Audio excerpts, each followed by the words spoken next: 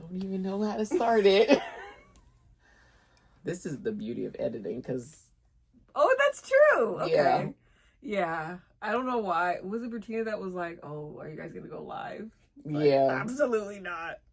Okay, so... theGodpod meets Reflections with Ray. Uh-huh. And then we said... Reflections with God. Yes! That's what it'll be. Yes.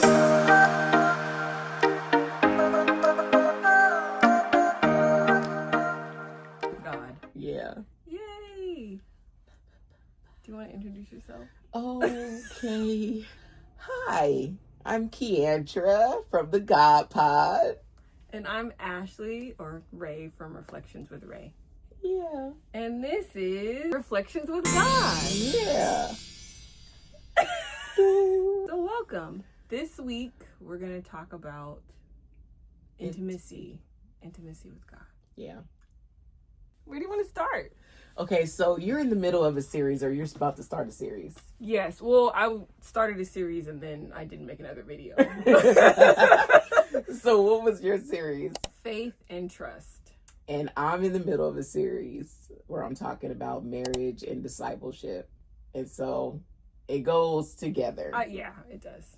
You want to explain what a synopsis of what your series is? And then I can do the... Okay. So started off, the first series that I did was Healing in Humility, which I feel like was kind of the groundwork of everything.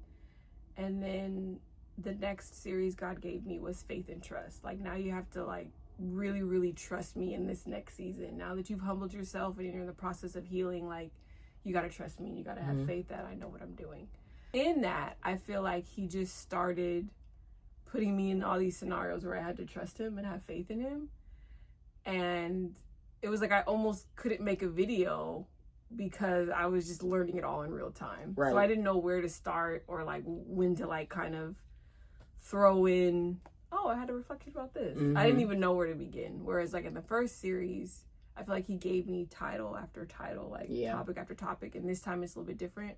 But I think it was mainly because we were supposed to do this. Yeah. So I cannot recall where I started. I just know that all of the videos I did before I got to this current series kind of led up to it. Okay. But the discipleship and marriage came into play. I think everybody assumed I was going to be doing marriage counseling. Okay, because that's what it kind of sounds like initially. Yeah, and it is not. Right? Marriage comes from our relationship with God first, and then he blueprinted our relationship with, between men and women after that. Mm-hmm. So I think the heart behind it is to focus on our dependency on God, our need for him, and our identity in him. So all of it is just kind of just talking about that. Once you realize you need God and how much he loves you, your heart is to want to please him. And that's the foundation to being a disciple and to being his bride. Yeah. I love that. Yeah. I think, you have to have, and I'm not married, but I'm assuming you have to have, in any sort of relationship, there has to be a trust there. Because if there's not, whenever you run into something, because there's always going to be something, there's a breakdown in communication. I feel like a lot of times we have such a breakdown in our communication with God because we're either not listening or we're trying to do it ourselves. We're not being honest. Yeah, so we don't know our role in it. And it's take a seat. Chill out for relax. A minute. Yeah. And I know people don't like the word submit, but you have to submit. It's not going to work you thinking that you're on the same level as God. Yes, it's a partnership, but you are the lesser vessel. Yeah. Period. And I think you have to be humble enough and honest enough with yourself. Yeah. To, you can't reach him unless you're low. Yeah. Yeah. It's just not going to work.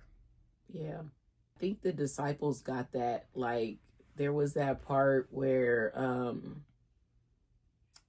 Jesus asked them, like, who do you say I am? And Peter was like, you are the Christ.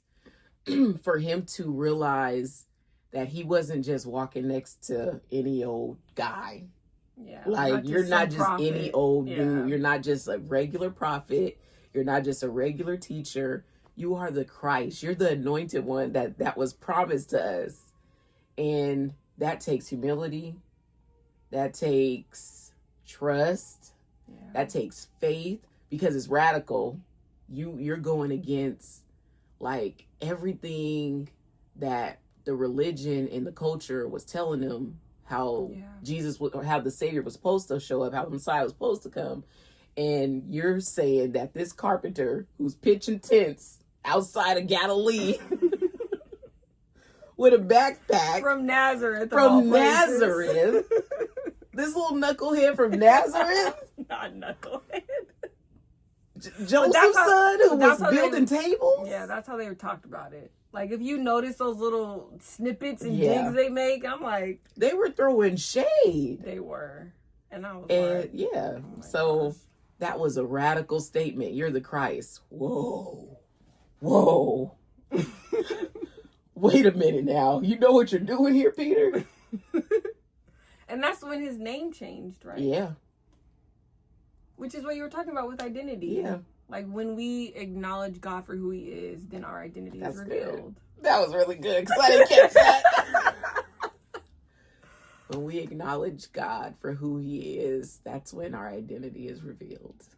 It's really, really good. And I wanted to ask you, because with this series, when I first got the title, I was like, okay, faith and trust, it kind of sounds like the same thing. Mm-hmm. But how would you define them differently? Like, how do you see faith versus how do you see trust? It's a really good question. I do see them differently. I feel like faith is almost like with the intention of an outcome, right? Like, you apply faith to something because you're expecting a result. You're expecting something in return.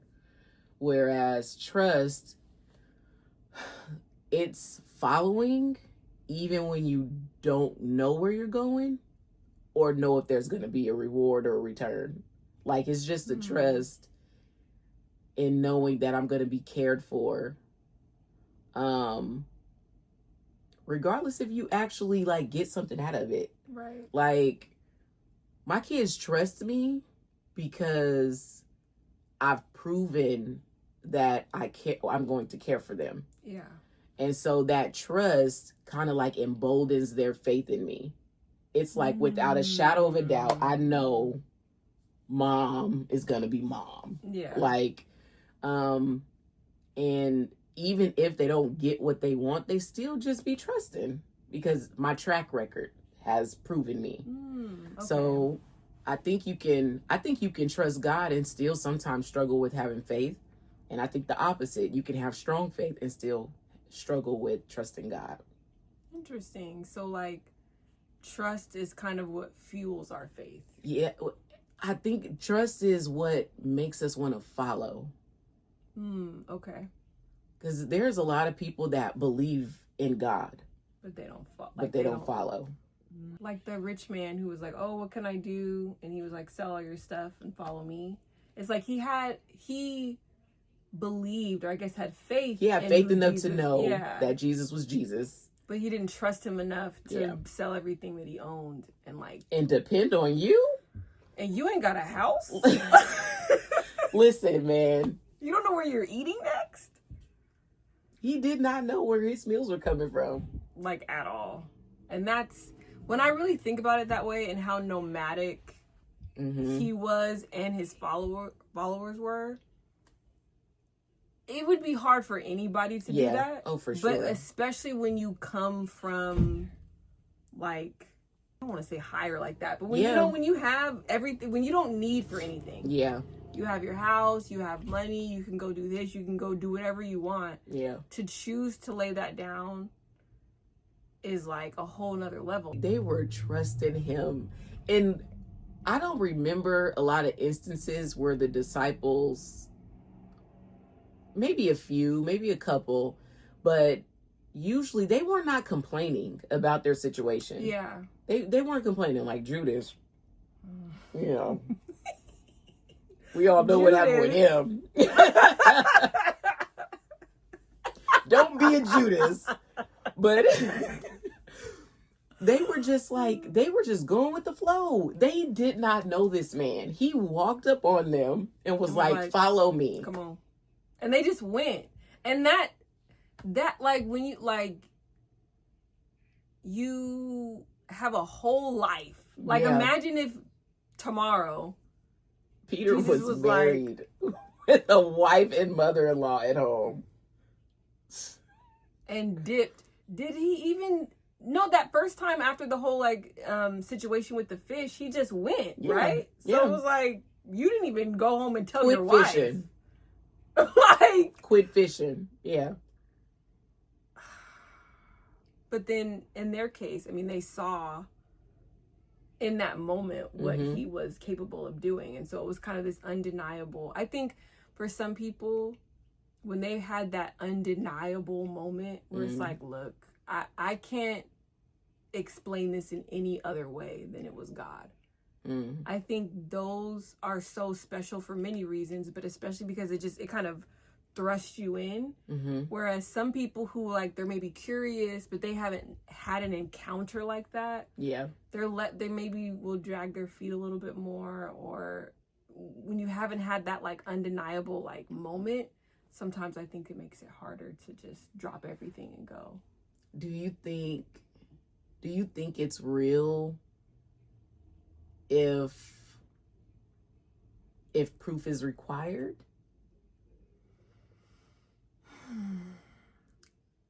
Not necessarily proof. I feel like, okay, so I'm bringing up Doubting Thomas because I feel like he gets a bad rap. I feel like it's not fair. I never knew that was how people referred to him to this year. Oh, really? I've never heard that before. I don't like it because I'm like, okay, you have this whole experience, and I'm heavily paraphrasing all this, but it's like everybody else see him but me. Yeah. Everybody else of the everybody else. Hello. Right. And so I don't think it was bad that he inquired or asked. But I understand that just believing without having to have all the proof and evidence. Because I think it can get dangerous when people are like, well, if you're God, then show me. And they kind of are indignant about it. But I think in a space where you really are just like, God, I don't know. Help my unbelief, help my doubt. This is hard for me to wrap my head around. I think that's a different stance. I think that's a more humble approach than someone who's like, prove it to me, you know? Yeah. So it's like, I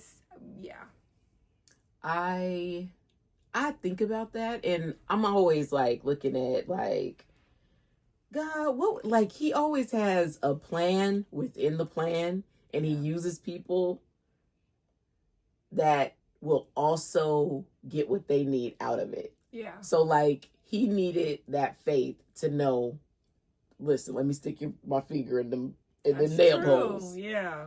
But Christ knew he needed to bear record that he really rose.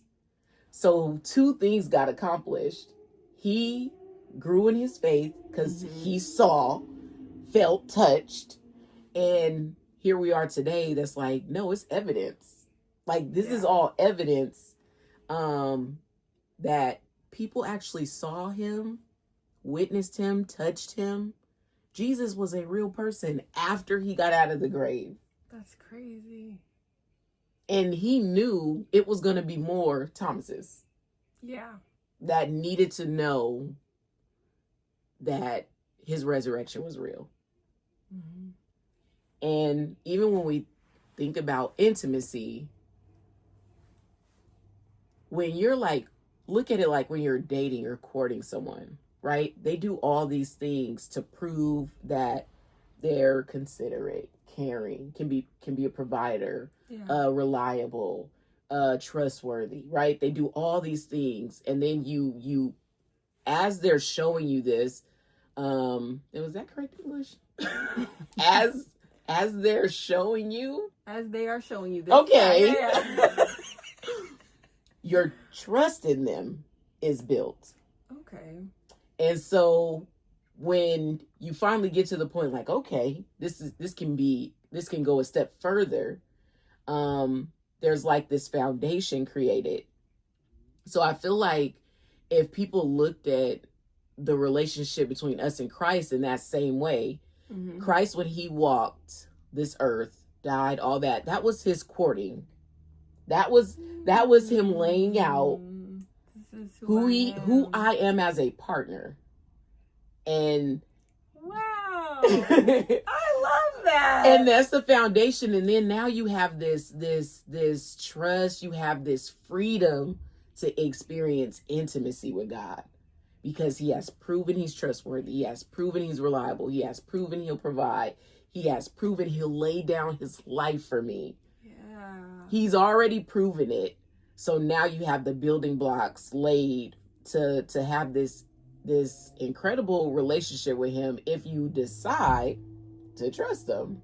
That's so beautiful. Like I can't, like him coming down and like that was his courting. Like yeah. I never thought of it like that.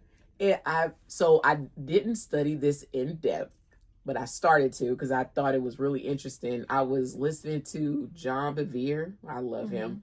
And he was talking about the Jewish custom for courting in marriage. Okay. And they did a dowry system. So like when you chose the girl to be your bride, the husband had to come back with a dowry. So that like a gift? A gift. Oh, okay. It was a bridal gift. A bridal gift. And you gave it to the family because you were taking a resource from their household. Oh. So the daughters, they were helping with livestock, cleaning, all that stuff, right? And so the family, to compensate for this deficit they're going to have, you got to pay them some, give them some extra livestock, some money, whatever, land. It was, whatever they would offer, and then they would accept. Now, the husband or the betrothed would not take her immediately. He would go away and prepare a home for her. Aww. And his father had to sign off on the home as suitable for his bride. And on top of that, the young woman, she didn't know when her husband was going to come get her. He just showed up and was like, it's time to go.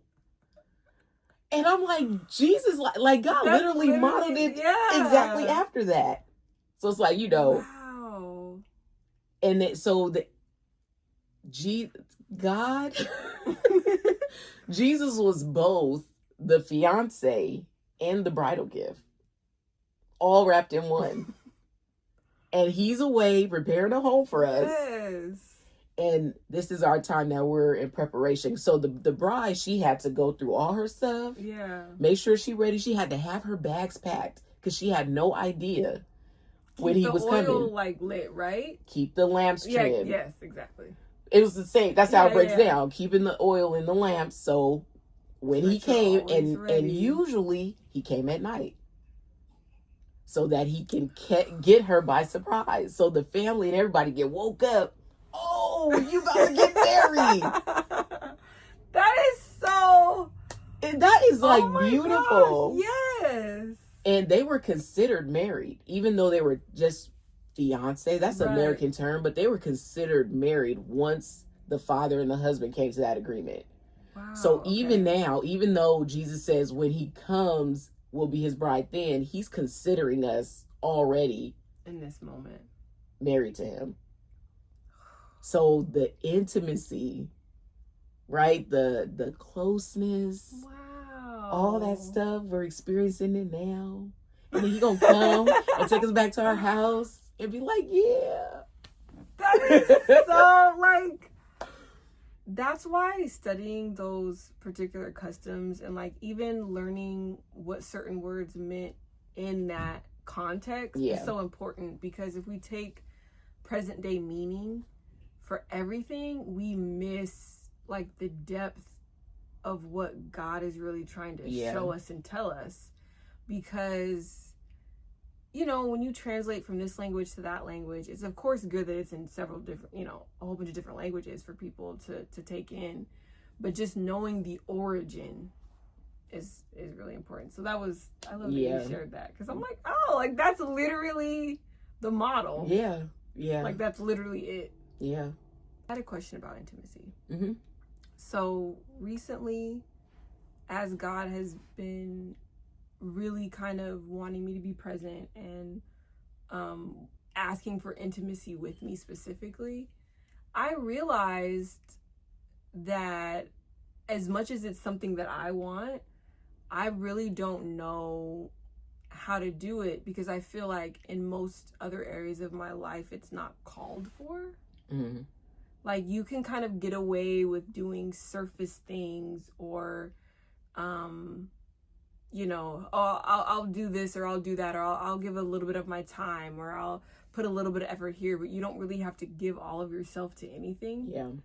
And so I guess, how do you navigate intimacy with God and giving your all to something where in, other cases you're never really called to, or you don't really have to? Because it's an active choice to be intimate with God. It's not something you can just kind of fall into. It's very intentional. Yeah, it is intentional. And so I'm learning like, oh, this is like intentional. Yeah. And it made me realize that Double I'm not down. Yeah, like I'm not as intentional in other areas as I thought I was. That was a long question, sorry. So I will say like, maybe I'll use the word foundation. Okay. For like what is foundationally true for me when it comes to my intimacy with God is honesty. I've sort of conditioned myself to believe that only God alone is who really knows me, and who I really can give 100% trust in. Okay. Although I love people and I can trust people, people are fallible. Yeah. So just that assurance that God just doesn't fail, it makes that's where your intimacy lies. That's where my intimacy lies. Okay. Like he is the reliable one, the dependable one, the trustworthy one, the present one. So it's God alone that just has a certain part of my heart, or all of my heart, I should say. And it gives me the freedom, like, to be just really honest with him, that you can't always be 100% honest with people, right? There's a safety in that. There's a safety in that. Yeah. And that just been from the beginning. Like I had forgiveness issues in the beginning, like a lot. Like it was a list.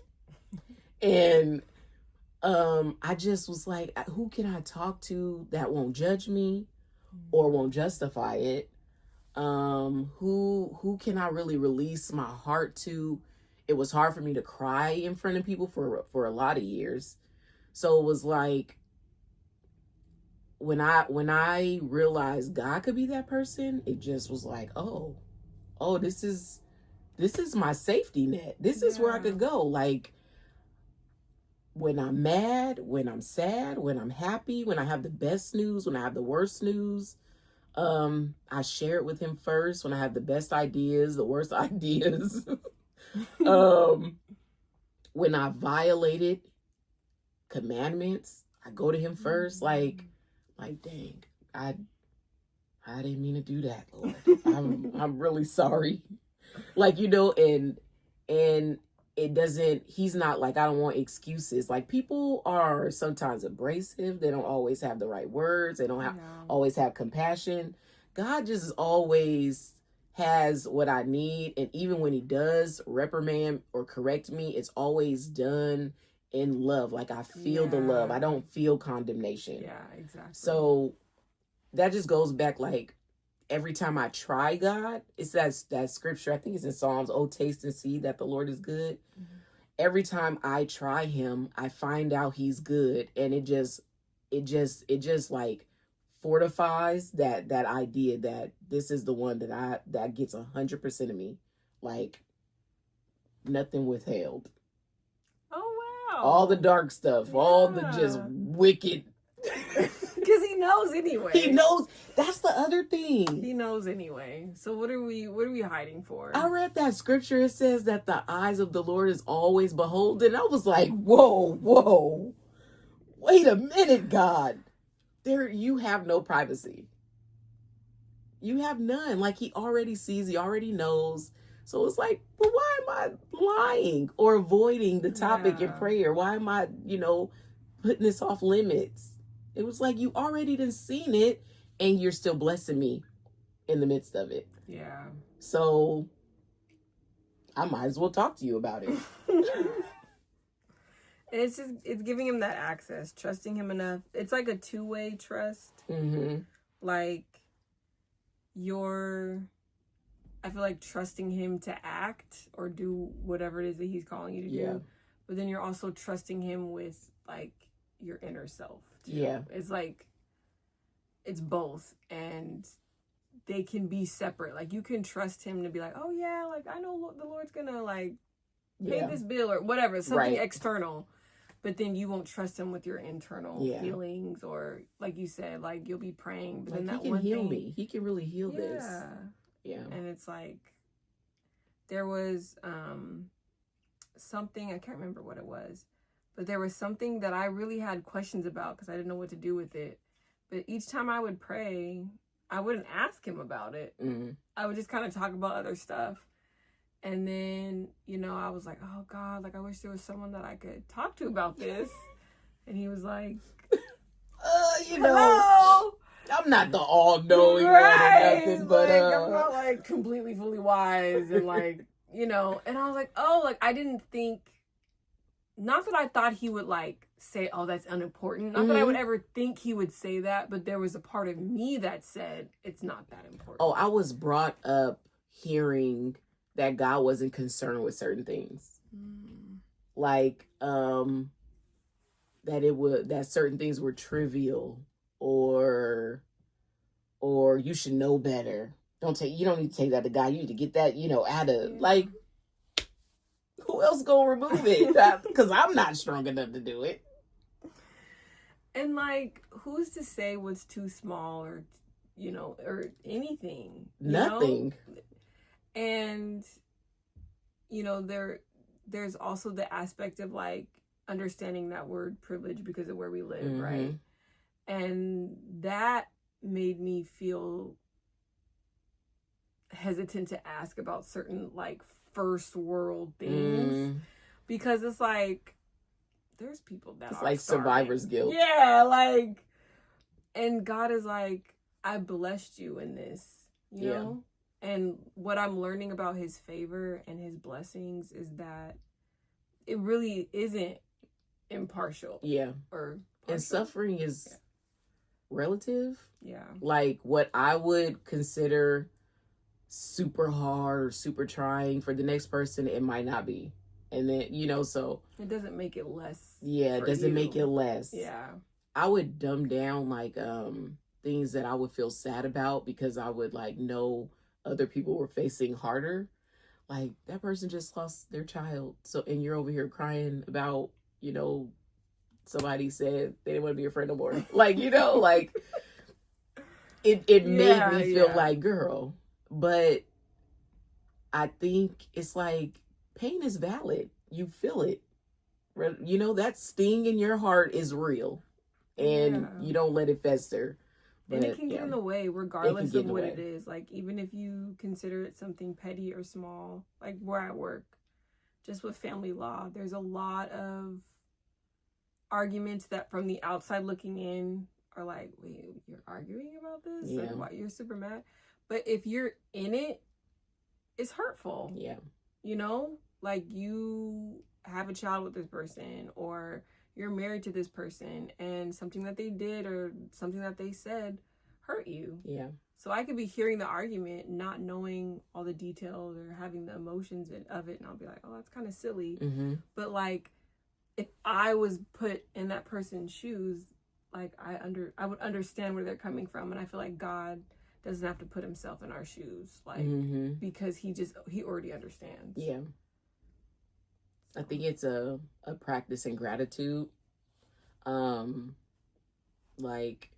I think a big part of it is thinking that God, knowing he's a judge and thinking he's judgmental, like two different things. His judgment is like one thing, and it's grace that we're in that we don't experience that. So he's not up there like checking this box, checking this box with his clipboard, like but those are moments where I believe are invitations for us to like practice gratitude and compassion, which is what God does. So yeah, I read this psalm, and it, to me, it just like, I don't know if I want to read the whole thing. It's like 12 verses. Should I? Yeah, go for it. I just feel like it is a descriptor of intimacy. Ooh, okay. So Psalm 62 says, "For God alone my soul waits in silence. For from him comes my salvation. He alone is my rock and my salvation, my fortress. I shall not be greatly shaken. How long will all of you attack a man to batter him like a leaning wall, a tottering fence? They only plan to thrust him down. Can't read him down from his high position. They take pleasure in his falsehood. They bless with their mouths, but inwardly they curse. For God alone, my soul wait in silence. For my hope is from him. He only is my rock and my salvation, my fortress. I shall not be shaken. On God rests my salvation and my glory. My mighty rock, my refuge is God. Trust in him at all times, O people. Pour out your heart before him. God is a refuge for us. Those of low estate are but a breath. Those of high estate are a delusion. In the balances, they go up. They are together lighter than a breath. Put no trust in exhortation. Set no vain hopes in robbery, in riches of increase, and set not your heart on them. Once God has spoken, twice have I heard this. That power belongs to God, and that to you, O Lord, belongs steadfast love, for you will render to a man according to his work." It's a lot there, but I feel like this Bible. That was the ESV version. Okay, it was Psalm what? 62. It's a lot there, but I think in my mind and in my heart, intimacy reveals God's sovereignty. You know him in such a way that it creates this depth to your trust in him. Like, I think this is David. He's being attacked, tore down. They saying all kind of crazy stuff. They trying to kill him. And in the midst of, like, I would believe that is probably the worst state you could be in. You have nowhere to run. You don't have any family you can turn to. People are actively after you, and not just to talk about you. They're not just gossiping. They are trying to kill you. Yeah. And you are alone. And in that place, he realizes just how reliant he is on God for everything, down to his livelihood. Whew. I have my feelings about David. I have my feelings about David too. And then I read something like this and I'm like, okay.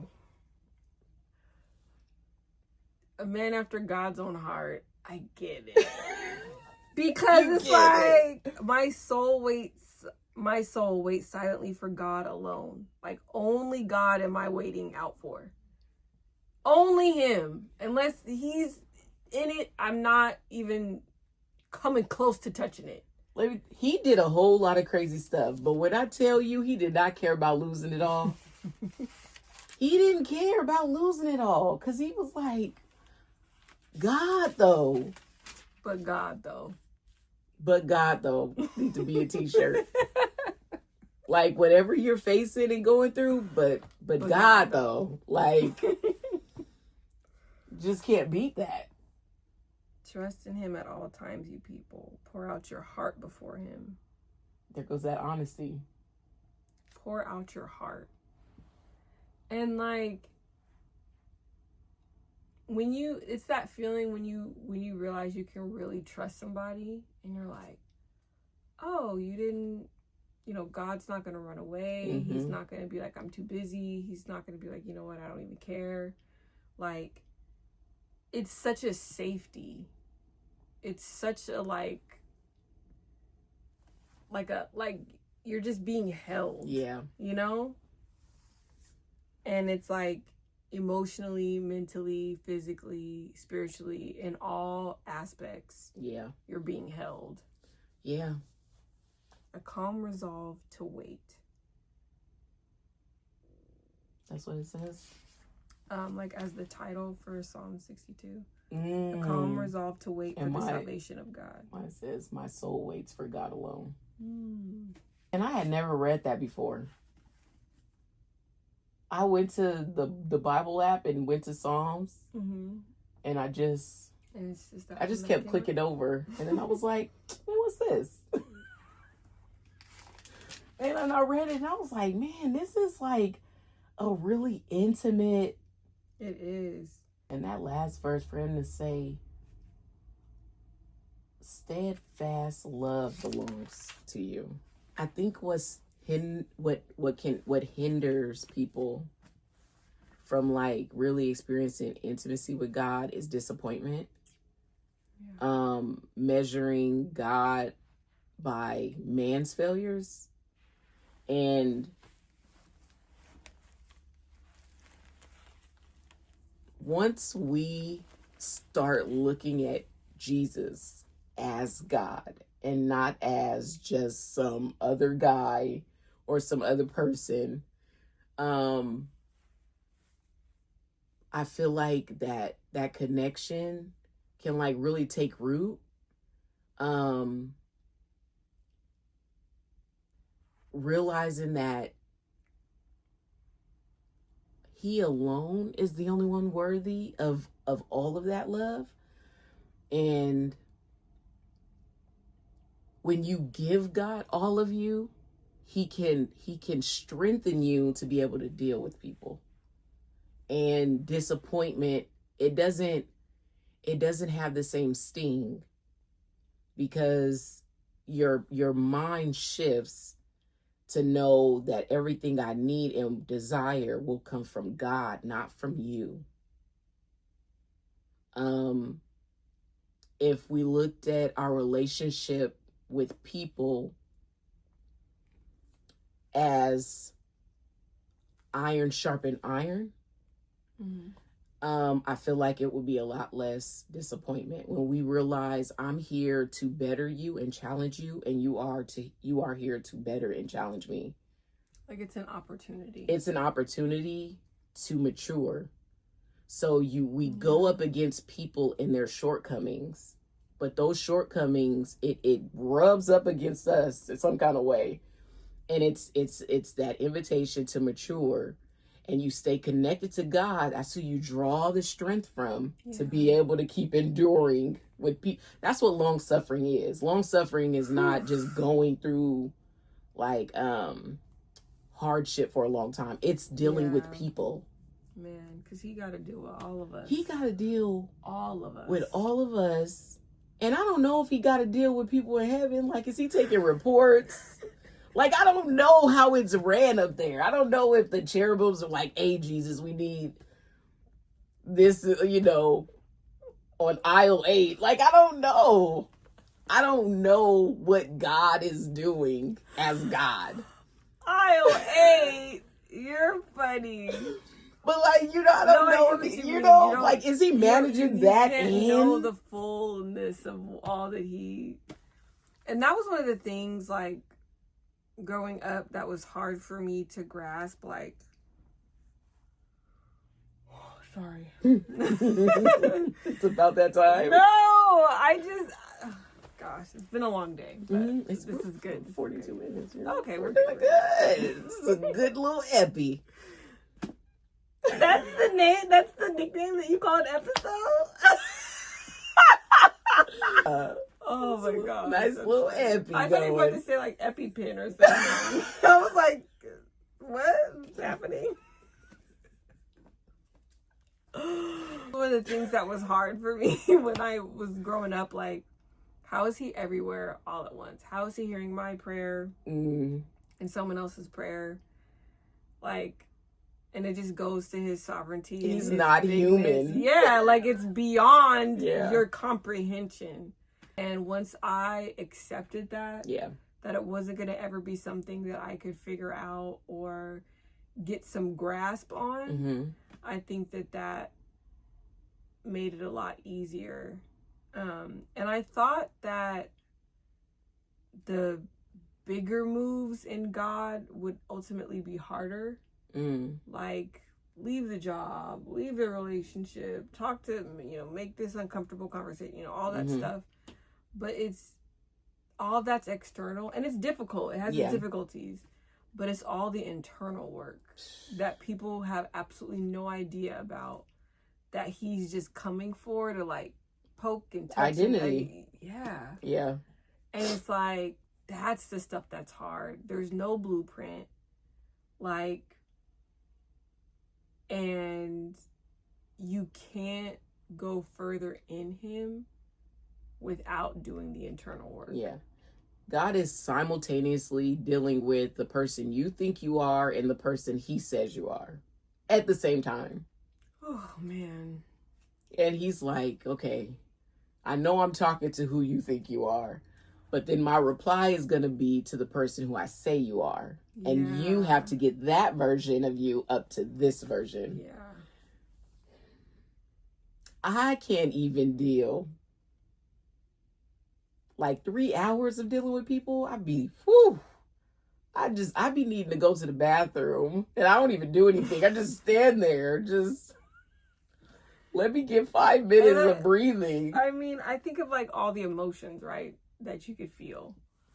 And I'm like, God is experiencing this on such a greater, more intense level all the time. I can go and I can, like, take a nap somewhere. Yeah. I can go and just be gone. Yeah. And he's in it all the time and handles it and is on top of it while also ministering to us. Yeah. And he's not human. So he doesn't get weary. He doesn't get annoyed. His frustration is with sin, not us. And that's crazy. Like, the separation of it all. Because I will be quick to be like, I know what Ephesians 6 says. Yeah. But you're something else. You know? And it's like, but then I can be something else. Yeah. You know? So it's like, I can't. Oh, man. God is just. In that intimacy with God that I experience in prayer, like when I get, like, I'm talking about that good prayer, like where you get good and snotty. Man. I saw the truth of myself, and so that made it easier to deal with people, because I'm like, once you realize the truth of yourself, it's like, oh dang, I'm self-righteous, like I'm prideful, I'm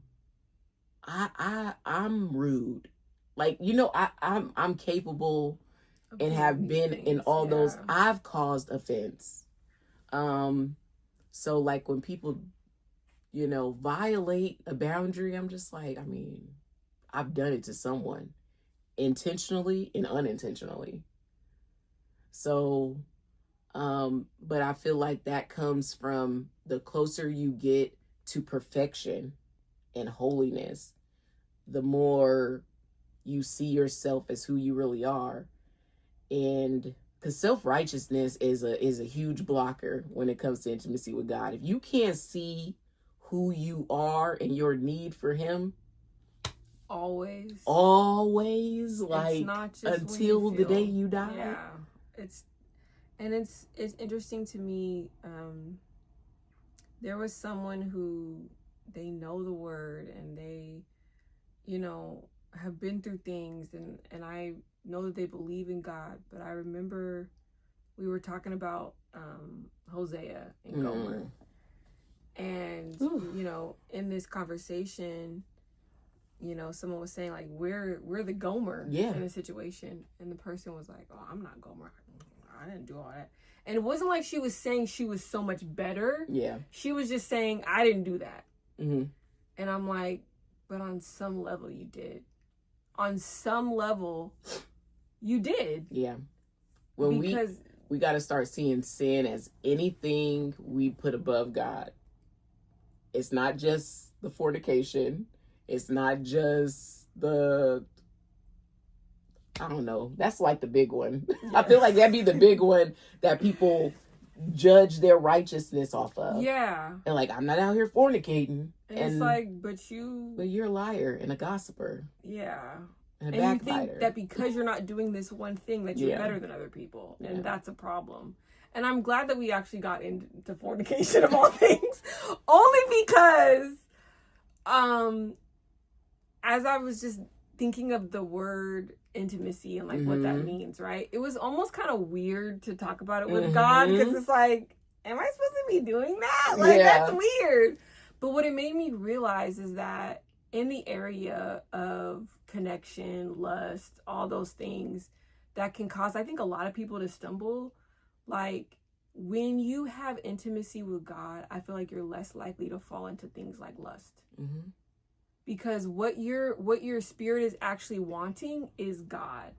And your flesh in its sin is trying to get like the quick version of it. The quick fix. Connection. Right. And it's like you would have to do these other things to get the connection of God, right? And so you still want that connection, you still want that feel good piece of it. And so then your flesh comes up with a remedy. This was something the Lord showed me. The reason some people will run to fornication rather than the closeness to God is because sex validates you as is. For the most part, you can find someone, and you don't have to change. You don't have to disclose anything intimately or deep about yourself. There doesn't have to be any depth. It's easy to get. It's easy to get. And it is a manufactured closeness.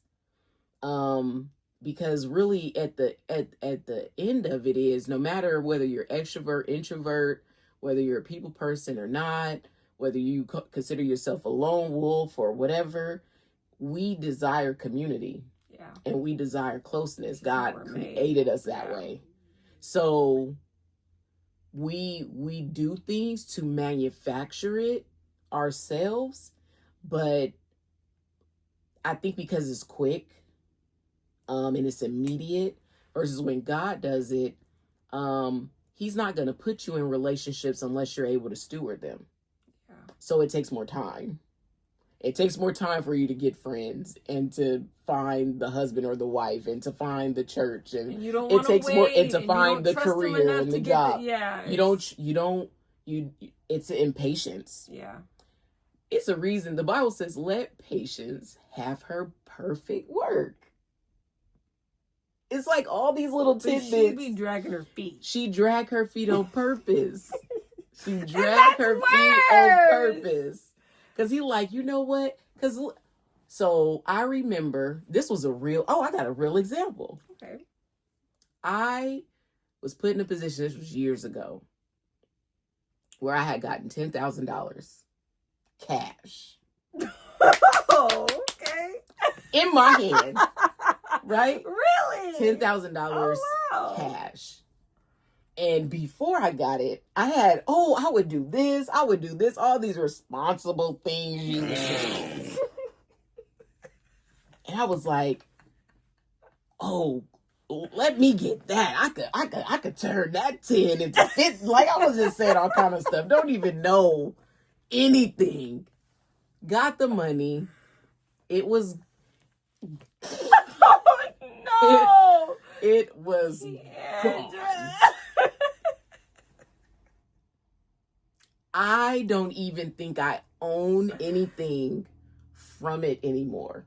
Oh no. Like, I think I know I bought a TV. I still got my couch. That's all I still got from that.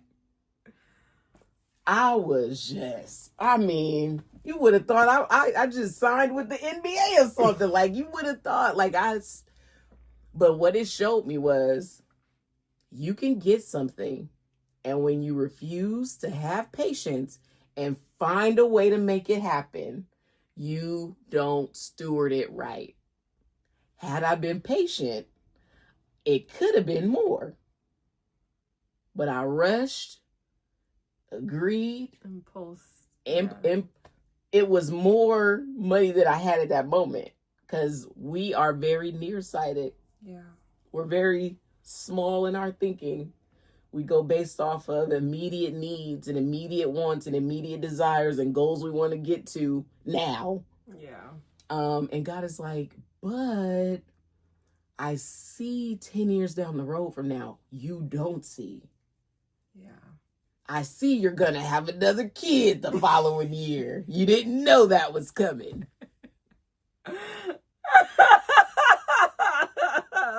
You didn't know it was coming.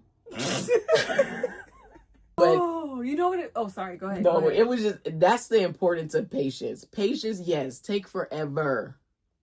But it only takes that long because of our stubbornness. Yeah. So the more we because he wrestle keeps us and even fight, in the waiting. He keeps us then. So it's like what I are we wasn't really waiting for complaining nothing. about? I always say, like, Lord, I ain't never had lights or water turned off. I've never been like I've never been in desolation. You know, so it's like he keeps you in all of it. What are you what's just wait. Just wait. Just wait. Just Have you ever seen the movie The Lake House? Yes. With Keanu Reeves? Yes. I was just thinking about that movie the other day and how, it's been out for forever and it's not like a God movie, but spoiler alert. He ended up being the guy. That movie came out like 2012. The alert is spoiled. What if someone's like, I'm going to go watch The Lake House, but first, let me watch this video. I feel sorry for you. If this is the thing that ruined the movie is 20 years old. No, 10. I don't know how many. The math. Oh my gosh. The math ain't mathing. 20 years. It's 13 years, right? Oh gosh. But how he ended up being the guy who she had, which that part still didn't make it. I'm too young to have a hot flash with my mouth. That's why I'm like, what? Ended up being the guy who she had taken to the hospital in the beginning of the movie, who had died, that caused her to go to the lake house and all that stuff. And he was like, 2 years behind her. And so then when she figured out who he was and why he didn't show up that day, because he had technically died, she ran to the lake house and was like, just wait. But it's like, for her, it was a couple moments. And then he pulled up. For him, he had to wait. Years. Yeah. And trust, based off of a note from a mailbox. Yeah. And just hold. Yeah. Like, you're going to see me in this place, but don't come, like, wait 2 years. It's across the street.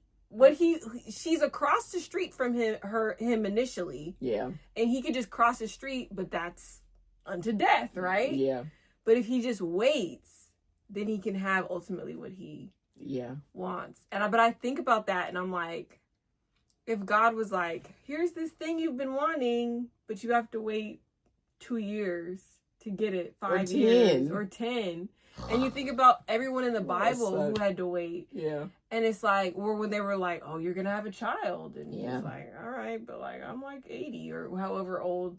Like, it's just like trusting in him. And it makes me think of when Saul did the sacrifice or the burnt offering. And then it said moments later, Samuel came up. Yeah. Not a couple hours later, not moments days later. Moments. It's like, bro. And then your entire generation, all the generations that came after you that would have been locked in if you had just waited a couple more moments, will never inherit the kingdom. Yeah. And that got me. That alone automatically made me just be more patient just after reading that, because it was like, okay. It's the patience and it's the unexpected arrival. Like, you don't know when. So you got to be prepared. You got to be prepared. You can't like, oh, I'm going to wait, but let me go do this thing over here. And that'd be the thing. Oh. That's what slows it down, because we don't prepare. We don't prepare. And then it'd be like, you're not even ready. If I gave it to you tomorrow, this thing that you've been asking for months, if I gave it to you tomorrow, you wouldn't be ready for it. They got the prophecy. Well, let's just say Jesus had been prophesied since Adam and Eve, right? But the actual, like, a child gonna be born, 400 years later he came. 400 years. The people that heard that in real time died several times over. And then look at it. People like, oh, Jesus is coming back. He is. He is. And they're like, I don't see. And it's like, and when he do, you gonna think it's that someone's gonna have that moment of like, oh my God, that was quick. Somebody's gonna have that moment like, I didn't think it was gonna be that, right? Today? Right? Really? Ah.